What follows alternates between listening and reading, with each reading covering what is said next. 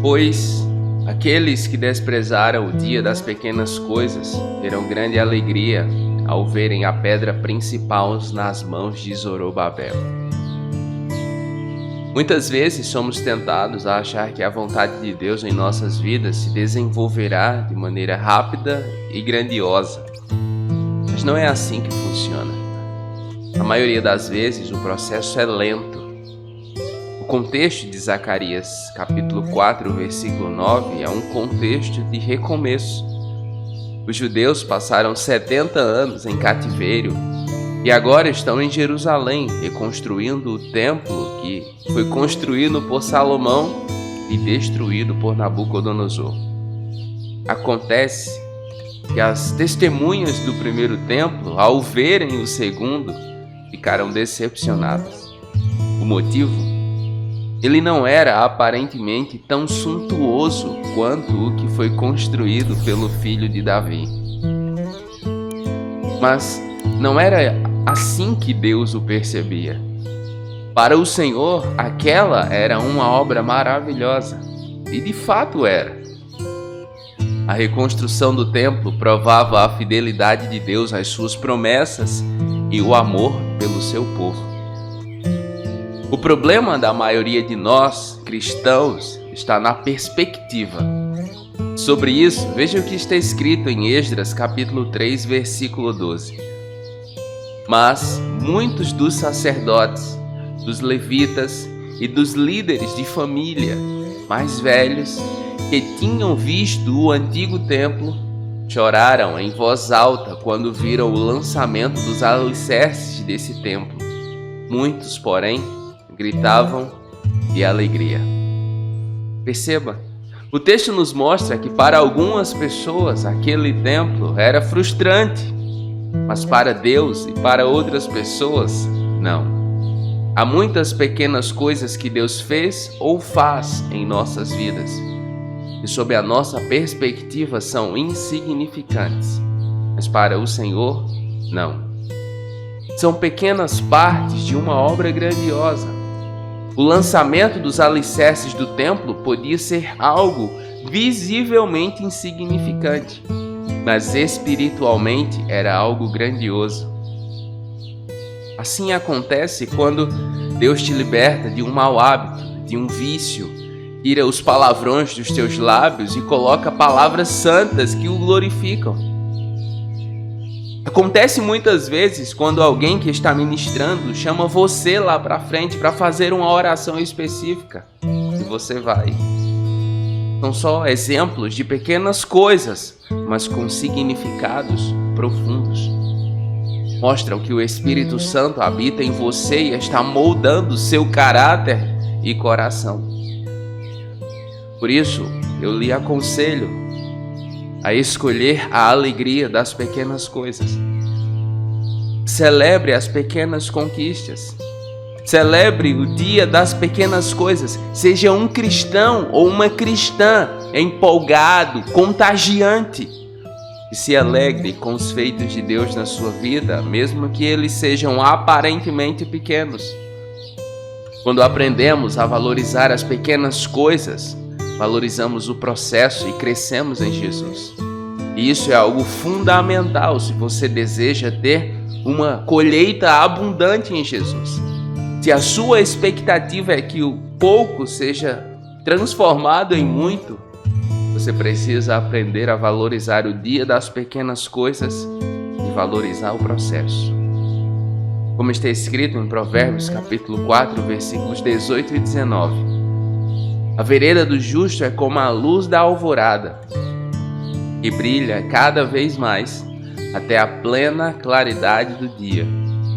Mas o caminho dos ímpios é como densas trevas, nem sequer sabem em que tropeçam. Como a luz da alvorada, assim é o caminho do justo. Brilha um pouco mais a cada momento. Vai brilhando mais e mais, vai crescendo gradativamente, vai se tornando maduro gradativamente com o passar do tempo. É um processo. Por isso, não se compare. Não se compare, porque na vida de uns o processo é mais acelerado, ou de repente o seu irmão ou a sua irmã em Cristo já está em uma outra parte do processo, em uma outra fase. Então não se compare. Olhe somente para Jesus, autor e consumador da sua fé. Não inveje o caminho do ímpio, porque o caminho dos ímpios é como densas trevas, nem sequer sabem em que tropeçam. De repente, as coisas estão indo muito bem, aparentemente, na vida do ímpio. Mas de repente a tragédia vem. O pecado cobra o seu preço. E aí o ímpio vai lamentar e chorar, sem conhecer a Jesus. Então não se compare, muito menos com o ímpio, com quem não conhece Jesus. Sobretudo, procure manter a consistência em seu relacionamento com Jesus. E sobre isso, veja o que está escrito em Oséias capítulo 6, versículo 3. Conheçamos o Senhor, esforcemo-nos por conhecê-lo. Tão certo como nasce o sol, ele aparecerá. Virá para nós como as chuvas de inverno, como as chuvas de primavera que regam a terra. Conheçamos o Senhor e esforcemo-nos por conhecê-lo. Muitas pessoas começam a seguir a Jesus, bem empolgadas até, mas depois elas desistem. Conheço alguns cristãos que começaram muito bem, empolgados, animados, queriam até ser mais santos do que todos os outros, mas desistiram no meio do caminho.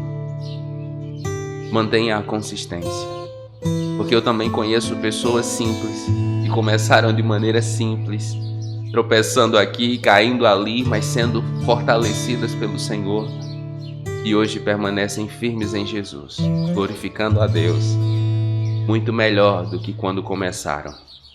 Mantenha a consistência, permaneça firme em Jesus e não abra mão do que é simples, ler a Bíblia e orar. Muitas vezes, nas demandas da vida e também do desenvolvimento da nossa fé, nós nos envolvemos em tantas atividades, até mesmo na igreja, que não temos tempo para fazer o simples, ler a Bíblia e orar. Mas lembre-se que dentre todas as outras coisas que você pode fazer no reino, essas são as duas únicas que vão manter você em relacionamento com Jesus e tendo convicção da vontade de Deus: a leitura da Bíblia e a oração. Então não abra mão dessas duas. Existe um grande poder nas pequenas coisas. Até a manifestação do reino de Deus na terra se deu com um pequeno começo. Sobre isso, veja o que está escrito em Mateus capítulo 13, versículos de 31 a 33. E contou-lhes outra parábola. O reino dos céus é como um grão de mostarda que um homem plantou em seu campo. Embora seja a menor dentre todas as sementes, quando cresce, torna-se a maior das hortaliças e se transforma numa árvore, de modo que as aves do céu vêm fazer os seus ninhos em seus ramos. E contou-lhes ainda outra parábola. O reino dos céus é como o fermento que uma mulher tomou e misturou com uma grande quantidade de farinha. Toda a massa ficou fermentada. O reino dos céus é comparado a um pequeno grão de mostarda. Jesus começou com 12 discípulos. Hoje, 2000 anos depois, há mais de 2 bilhões de cristãos espalhados pelo mundo. Ele começou na região desértica da Palestina. Hoje, já se espalhou por quase todo o mundo. Se você deseja ter uma colheita abundante em Jesus, não despreze o dia das pequenas coisas. Eles são fundamentais no processo. Vamos orar? Pai, nós te louvamos, nós te damos graças neste dia, pelo teu amor e por tua bondade.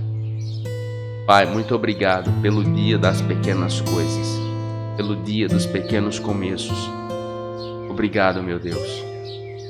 Nós nos arrependemos por desprezar esses dias, muitas vezes, esses momentos, mas que são fundamentais no relacionamento contigo, para que o teu propósito tome forma em nossas vidas. Pai, nós te pedimos em nome de Jesus que o nosso coração seja um coração sensível à tua direção e à tua vontade. Nós não queremos ser como os sacerdotes, levitas e os líderes de famílias mais velhos que viram o primeiro templo de Salomão e choraram quando viram o segundo de frustração. Não, nós queremos ser gratos, nós queremos nos alegrar na tua fidelidade, nós queremos valorizar mais o significado das coisas do que a aparência delas. Nos ajude a perceber com a sua percepção, nos ajude a pensar com a mente de Cristo, nos ajude a entender que o Senhor nos transforma dia após dia, que o seu trabalhar em nossa vida é um processo, é como a luz da alvorada, vai brilhando mais e mais até ser dia perfeito. Nos ajude, Senhor, a ter a paciência necessária para suportar o processo, para permanecer nele com uma boa atitude. Que o Espírito Santo nos ajude a conhecer o Senhor e esforçar-nos ainda mais por conhecê-lo. Que esse anseio e a empolgação para buscar a tua face nunca desapareça das nossas vidas. Que seja constante e permanente, em nome de Jesus. Pai, até o seu reino se manifestou como algo pequeno, começou pequeno, mas hoje ele tem se espalhado como uma grande árvore.